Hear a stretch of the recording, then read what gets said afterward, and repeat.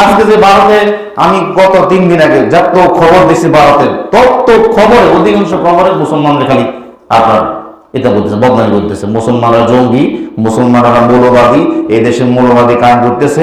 হিন্দু 3 জায়গায় ভাঙে নাই, হতো 3 জায়গায় হতো মন্দির ভাঙে নাই, 4 জায়গায় মন্দির ভাঙে নাই, যেন তারা যেভাবে প্রচার করতেছে যে প্রত্যেকটা মন্দির যেন ভেঙে ফেলছে। এই দেশের হিন্দু সম্প্রদায় মনে করেছিল যে তাদের উপর বিশাল একটা হামলা, লুটপাট, অগ্নিসংযোগের ঘটনা ঘটবে। কিন্তু গতকাল বিকালেই বিএনপি এবং জামাতের নেতারা তাদের নেতৃবৃন্দকে হিন্দুদের বাড়িতে হামলা, লুটপাট, অগ্নিসংযোগ যাতে না হয় এবং প্রত্যেক মন্দিরে যাতে পাহারা দেয় সেই ব্যবস্থা করার নির্দেশ দেয়। এবং গতকাল থেকে আমরা দেখেছি সেই পাহারা দিয়েছে। সাধারণভাবে হিন্দুদের উপরে বড় কোনো মন্দিরে কোনো হামলার ঘটনা ঘটে নাই।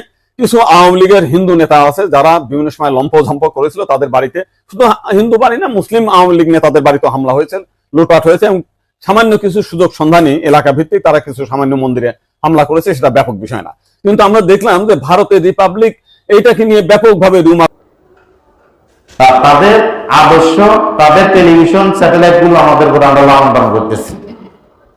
যারা মুসলিমের দুশ্মন, এসব মিডিয়াগুলো মুসলমানের দুশ্মন, আপনার ইসলামের দুশ্মন, এই বহিরাগত ভাবে যেরকম ইসলামেতে আপনার একটা জঙ্গিবাদ বা এই ধর্মটাকে একটা জঙ্গিবাদ হিসেবে আখ্যায়িত দিচ্ছে, মুসলমানদেরকে জঙ্গিবাদ হিসেবে আখ্যা দিচ্ছে, এর প্রথম ভূমিকা পালন করতেছে ভারতের মিডিয়াগুলো। আর তাদের এই মিডিয়াগুলো, তাদের এই চ্যানেলগুলো আমরা স্বাচ্ছন্দ্যে আমাদের ঘরে লাগিয়ে ফেলতেছি। কেন? চিন্তা চেতনা নেই আমাদের অন্তরে, এই চিন্তা চেতনা নেই, আমার মধ্যে চিন্তা চেতনা নেই যে আমাদের ইসলামকে, আমাদের নবীকে, আমাদের আল্লাহকে, যিনি আমাদের সৃষ্টি করছেন, তার সম্পর্কে তারা বিভ্রান্ত ছড়াচ্ছে, মুসলমানদের সম্পর্কে তারা বিভ্রান্ত ছড়াচ্ছে। তাদের স্যাটেলাইট গুলো আমাদের ঘরে কিভাবে চলে?